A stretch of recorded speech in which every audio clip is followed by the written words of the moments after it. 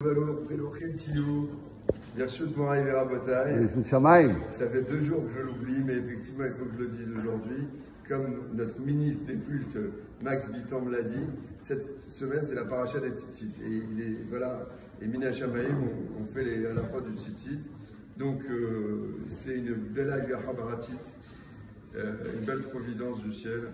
Donc, l'idée, c'est que on était sur à la fois du tzitzit, et si quelqu'un rentre dans une synagogue et il n'a pas son tzitzit, il peut facilement prendre le tzitzit de n'importe quelle personne, même à son insu, même s'il ne le connaît pas, parce qu'on part du principe que les gens, si ça leur coûte rien, bien évidemment, si la personne n'en a pas besoin, puisqu'il le considère là comme ça, et il le prend, il le met, et il fait bon, on verra ça pour la bénédiction. Donc il le met, tant que ça ne lui coûte rien, bien évidemment à la fin il le replie, et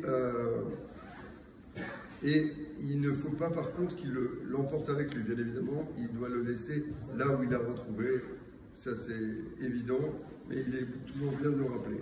Maintenant, si le tzitzit était plié, comme je l'ai dit, il faut le replier. Shabbat, la majorité des missionnaires nous permettent de plier les plis dans leurs plis, pas dans si le talit doit s'habiller. Maintenant, celui qui est rigoureux, celui qui veut être pieux et autres, s'il a possibilité, s'il considère que son talit c'est pas très grave qu'il ne soit pas dans les plis, il vaut mieux qu'il évite de le plier. Mais il n'y a pas d'interdiction non plus. On a sur quoi se baser pour plier le talit Shabbat.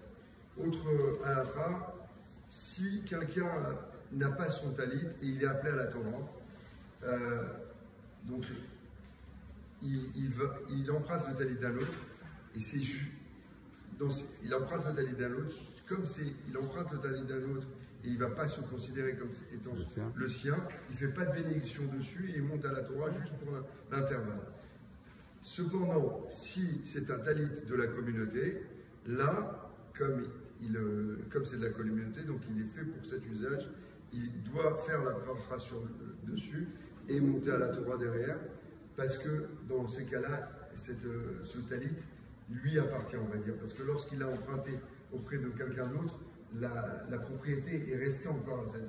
Il a prêté temporairement, ce qui n'est pas le cas pour les talits de la communauté qui sont là pour cet usage, et donc on peut permettre à la personne qui l'emprunte de faire la bracha dessus.